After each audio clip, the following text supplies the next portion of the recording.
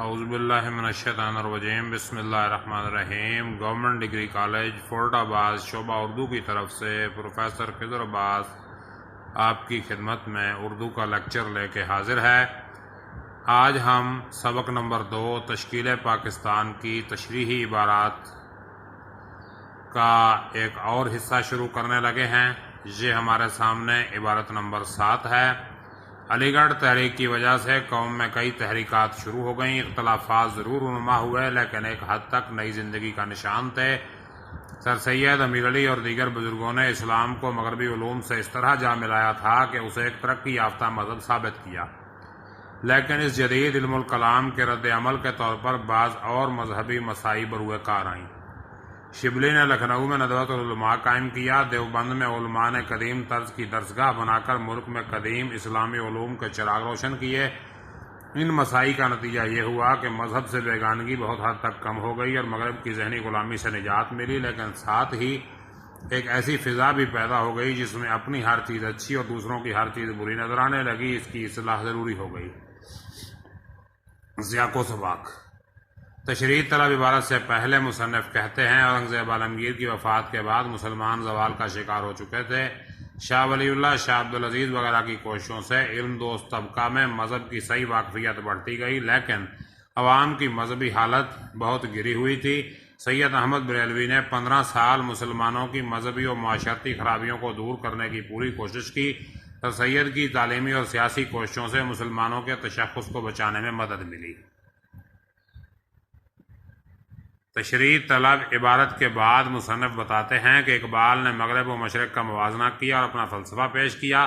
بعد ازاں تقسیم بنگال ہوئی، پھر اس کی تنسیق ہوئی۔ 1935 کے نئے انڈیا ایکٹ کے مطابق کانگریسی وزارتیں آئیں اور 1940 میں قرارداد پاکستان منظور ہوئی۔ آخرکار 1947 میں پاکستان وجود میں آ گیا۔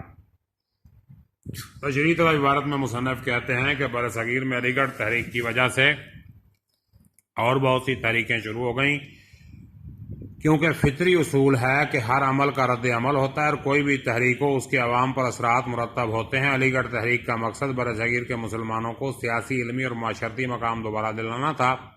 اس مقصد کے لیے سر سید نے برصغیر کے گرد و پیش سے اعلیٰ ذہانتوں کے لوگ علی گڑھ میں اکٹھے کیے۔ ان میں مولانا الطاف حسین حالی، ڈپٹی نذیر احمد، مولانا شبلی نعمانی، ذکاء اللہ، نواب محسن الملک، نواب وقار الملک اور امیر علی وغیرہ اس تحریک کے متحرک ارکان تھے۔ سر سید احمد خان کی حیثیت سورج کی مانند تھی اور دیگر ارکان ستاروں کی مانند تھے۔ ستارے سورج سے روشنی حاصل کرتے ہیں۔ سر سید دور اندیش رہنما تھے۔ انہوں نے تحریک کے ہر رکن کے ذمے اس کی صلاحیت و خوبی کے مطابق کام لگایا۔ علی گڑھ تحریک سے وابستہ ہر رکن نے ہی خلوص اور تندہی سے اپنی ذمہ داری نبھائی۔ سر سید احمد خان انگریزوں کے سائنسی علوم اور ٹیکنالوجی سے بے حد متاثر تھے۔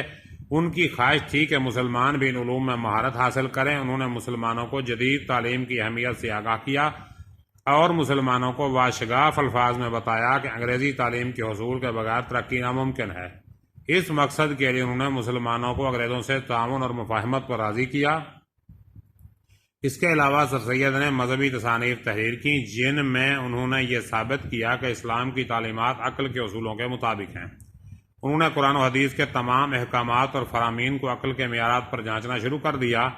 نبی اکرم صلی اللہ علیہ وآلہ وسلم کا فرمان ہے، جس نے اپنی عقل اور فہم کو کافی خیال کیا اس نے غلطی کی اور گمراہ ہوا۔ چنانچہ ندوۃ العلماء اور دیوبند کی تحریکیں وجود میں آئیں اور متحرک ہو گئیں۔ یہ تحریکیں دراصل سر سید کی مغربی تہذیب سے بیجا مرعوبیت کی وجہ سے وجود میں آئیں۔ علی گڑھ تحریک کے بعض ارکان مثلاً الطاف حسین حالی، ڈپٹی نذیر احمد، نواب محسن الملک اور وقار الملک وغیرہ سر سید کے ساتھ رہے، لیکن انہوں نے سر سید کی مذہبی بیراروی سے اپنے دامن کو آلودہ نہیں ہونے دیا۔ چونکہ ان کا مقصد مسلمانوں کی رہنمائی کرنا تھا، اس لیے انہوں نے مفاہمت کا راستہ اختیار کیا۔ دراصل مسلمانوں کی رہنمائی کے لیے علی گڑھ تحریک بہترین پلیٹ فارم تھی، جبکہ مولانا شبلی نعمانی علی گڑھ تحریک کے سرگرم رکن ہوتے ہوئے بھی علیحدہ ہو گئے اور لکھنؤ کی ندوۃ العلماء میں شامل ہو گئے۔ اس ادارے میں قدیم اور جدید دونوں علوم پر بھرپور توجہ دی جاتی تھی۔ اس ادارے کا مقصد مسلمانوں کے حقوق کا دفاع، علماء میں اتحاد و یگانگت کی فضا پیدا کرنا، اخلاقی پہلوؤں پر توجہ دینا، جدید اور قدیم علوم کا سنگم اور مسلمانوں کی دنیا اور دین کی فلاح و بہبود کی راہیں تلاش کرنا تھا۔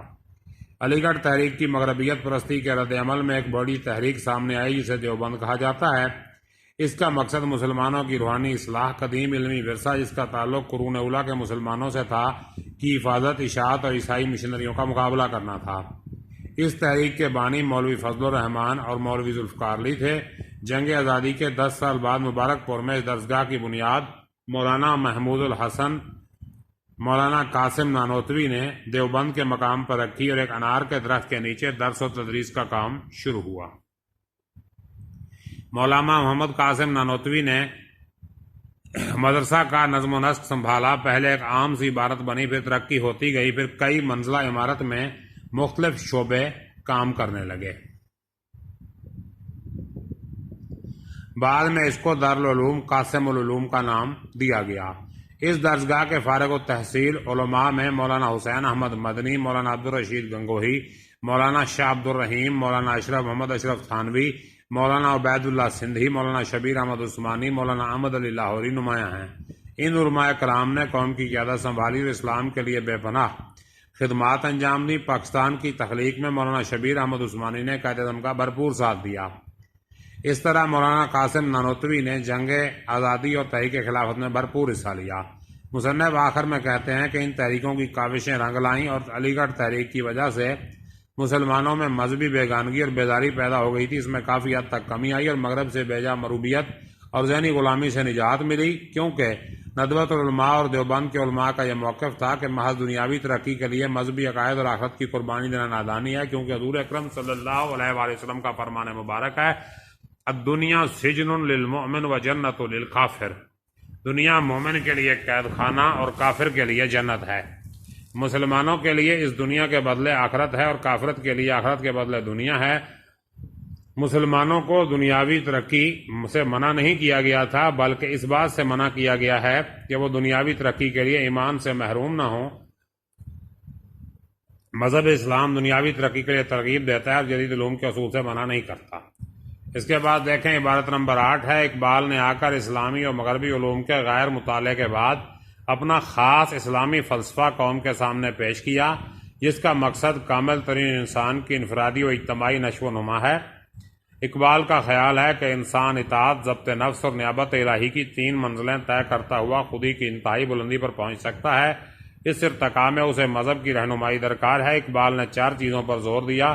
اول توحید، جس پر پورا ایمان عملاً انسان کو خوف و مایوسی سے آزاد کر دیتا ہے۔ نیز توحید الہی، توحید انسانی میں پرتو فگن ہوتی ہے۔ اور دوم رسول اکرم صلی اللہ علیہ وسلم کی محبت اور ان کی مکمل تقلید۔ سوم قرآن کا مطالعہ اور اس کی تعلیمات کی پیروی۔ چہارم رجائیت یعنی مایوسی اور غم پسندی کو ترک کر کے امید، ہمت اور جرأت کی راہ اختیار کرنا۔ سیاق و سباق۔ تشریح طلب عبارت سے پہلے مصنف کہتے ہیں اورنگزیب عالمگیر کی وفات کے بعد مسلمان زوال کا شکار ہو چکے تھے۔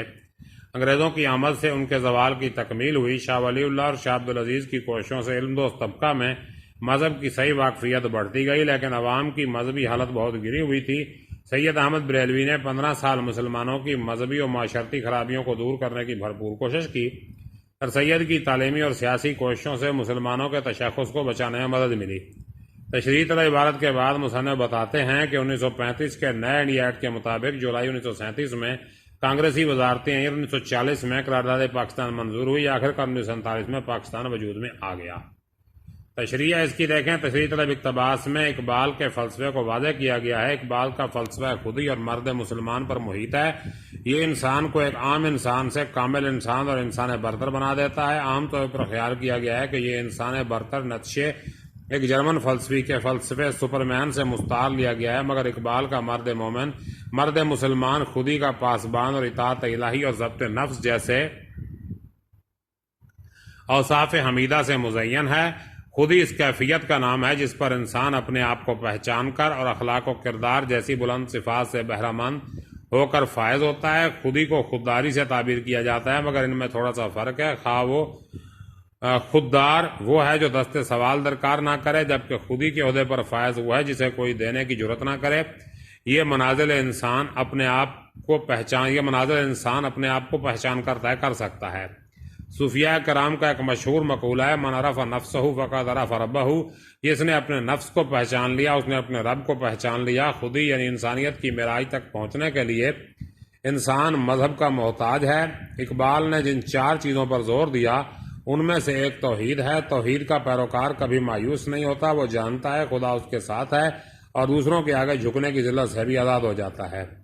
دراصل توحید ایمان کی بنیاد ہے، جس پر کامل ایمان کی عمارت قائم ہے اس سے انسان بہادر ہو جاتا ہے، اور لا خوف علیہم ولا هم یحزنون، نہ خوف ہے ان پر نہ وہ غم زدہ ہو جاتے ہیں کا پیکر بن جاتا ہے۔ دوسری چیز اللہ کے رسول کی الفت و تقلید ہے۔ یہ وہ چیزیں ہیں جن پر عمل کر کے انسان دونوں جہاں کی فلاح پا سکتا ہے۔ آپ صلی اللہ علیہ وسلم انسان کامل تھے، آپ صلی اللہ علیہ وسلم کی عظمت کے معترف غیر مسلم بھی تھے۔ ایک انگریز مصنف مائیکل ایٹ ہارٹ نے اپنی کتاب دی 100 میں آپ صلی اللہ علیہ وسلم کی عظمت سے متاثر ہو کر آپ کو پہلے نمبر پر متمکن کیا ہے، لہذا مسلمانوں کے لیے آپ کی تقلید اور بھی اہم ہے کہ جزو ایمانی ہے۔ علامہ اقبال اسی پس منظر میں فرماتے ہیں کہ محمد سے وفا تو نے تو ہم تیرے ہیں، یہ جہاں چیز ہے کیا لوح قلم تیرے ہیں۔ قرآن کا مطالعہ انسان کو جدت افکار اور اس پر عمل اور جدت کردار عطا کرتا ہے۔ قرآن پاک کے مطالعے کے بارے میں غیر مسلم جرنیل نے کہا تھا، میں نہیں جانتا کہ یہ ایک سچی کتاب ہے کہ نہیں، مگر اتنا ضرور جانتا ہوں کہ اس کا مطالعہ انسان کو بہادر بنا دیتا ہے۔ قرآن کا موضوع انسان ہے، اس میں انسانیت کی فلاح کے لیے تمام اصول موجود ہیں۔ رجائیت یعنی آپٹیمزم یعنی مثبت سوچ انسان کو مایوسی کی اتھاہ گہرائیوں سے نکال کر امید کی روشنی میں لا کھڑا کرتی ہے۔ انسان اس کی بدولت راضی برضا الہی ہو جاتا ہے۔ اسلام میں مایوسی کو کفر کہا گیا ہے کیونکہ یہ انسان کی دین و دنیا کی زندگی کو برباد کرنے کے لیے کافی ہے۔ قرآن میں ارشاد ہے، لا تقنطوا من رحمت اللہ، اللہ کی رحمت سے مایوس نہ ہو۔ رجائیت نام ہے خدا پر بھروسے کا، خدا پر ایمان رکھنے والا کبھی نا امید نہیں ہوتا، یہ انسان میں عزم و ہمت اور جرت پیدا کرتی ہے۔ اقبال نے یہ چیزیں برصغیر کے پس منظر میں بیان کی جب مسلمانان برصغیر مدد سے دور اور مایوسیوں کے اسیر تھے۔ اس موقع پر اتحاد و یگانگت کی ضرورت تھی تاکہ مسلمان سر اٹھا کر جی سکیں، اس لیے آپ نے فرمایا ملت کے ساتھ رابطہ استوار رکھ، پیوستہ رہ شجر سے امید بہار رکھ۔ تو عزیز طلبہ، پیچھے ہماری 2 عبارتیں رہ گئی ہیں، وہ انشاءاللہ العزیز ہم اگلے لیکچر میں کور کریں گے۔ تب تک کے لیے اجازت دیجیے، اپنا خیال رکھیے گا، اللہ حافظ۔